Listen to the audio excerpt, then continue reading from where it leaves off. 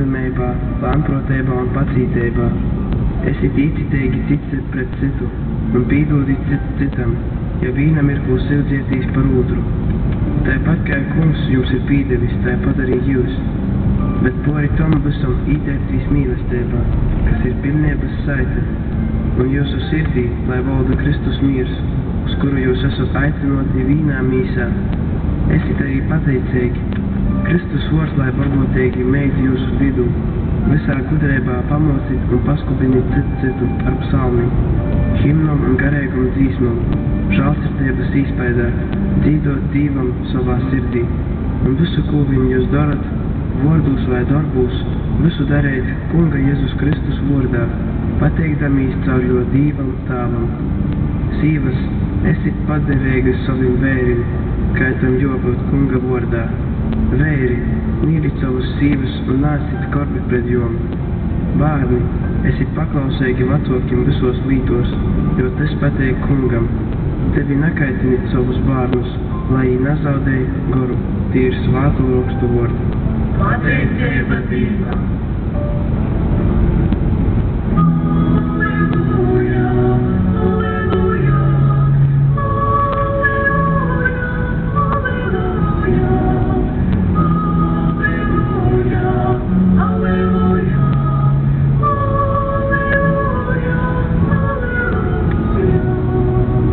Kristus mīrs, lai valda jūsu sirdī, Kristus vārds, lai bagotīgi mīt jūsu veidā.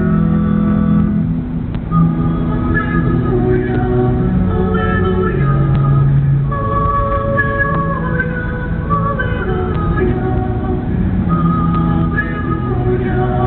alleluja, alleluja, alleluja, Dievs Kungs ir ar jums. Kungs ir ar tevi. Lasījums no Jēzus Kristus evangelija, ko uzrakstījis Svētais Matejs. Gods Dievam. Kad gudrība aizgojuši rauk Kunga eņgelis pasarodēja Jēzupam sapnī sacēdams: Serīs jem bārnu un jo moti un biec uz Ēģipti, un palīdz tī, cikom es tev pasacēšu, jo Herods meklēs bārnu, lai jū nonāvātu. Jis pīzacēris naktī paēme bārnu un jo moti un goja uz Eģipti. Un tī palika līdz Heroda novēj, lai pīsapildētu tis, ko bija sacījis Kungs caur pravīti: no Eģiptes es aicināju savu dālu. Kad Herods bija nomiris, rauk Kunga eņgelis pasarodēja sapnī Jēzupam Eģiptē sacēdams: Cerīs jem bārnu un jo moti un ej uz Izraēlas zemi, jo tī ir numuruši, kas kūroja pies bārna dzēvības. Jis pīsacēries jeme bārnu un jo moti un goja uz Izraēlas zemi. Bet jis dzirdis, ka Judajā sava tāva Heroda vītā valda Arhelavs, jis beidos tī īt un sapnā pamocēts aizgoja uz Galilejas apgabalu. Tī īgojis, jis apsametē uz dzēvi mīstā, ko sauc Nazarete, lai pīsapildētu tis, ko pravīši bija sacējuši: jums sauks par Nazarīti. Tī ir svātos rakstu vārdi. Slava Kristum! Lai ir slavēts Jēzus Kristus. Ļoti cienījami un godējami Latgolas radijas klausietoji. Pirmajā svādīnī pēc Kristus dzimšanas svātkiem baznīca svin svātos ģimenes svātkus. Cīmeņš īsroda pie dzējnīka vizītē. Kādā breidī saruna soka risinotīs par bārniem. Cīmeņš sacēja: pēc munam dūmam bārniem joļaun breivi dūmot un darbotīs. Gan jau agrā jaunībā īsamocēsīs pastāvīgi pieņemt lēmumus. Tas ir vienīgais veids, lai jī izaugtu un sasnāktu īspēju viesjūtnes. Šajā vītā dzēnīgs cīmeņu potrauce: es gribētu jums parodēt savu rūžu dorsu, jis teica, un izveda apcīmotoju orā. Tas uzmetis skotu, norodētajai vītai skali izsauca: Te taču ir tikai nazoļiem aizaudzis lauks, nekas vairāk.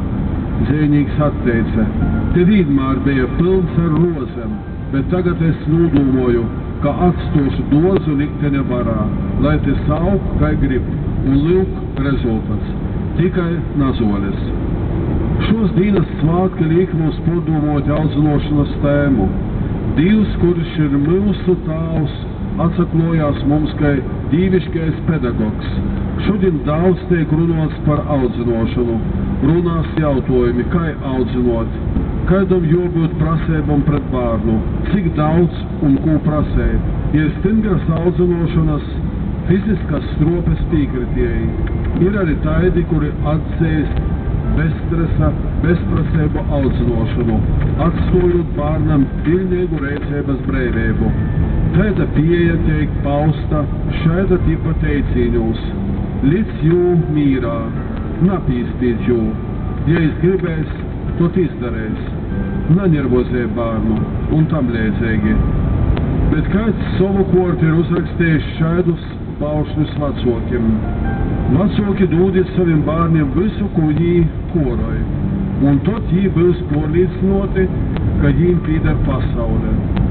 Vecāki, ja jūsu bērni strikti izturās, tad tikai smaidīt, lai viņi redz, ka šajā brīdī viņi ir īpaši mīļi.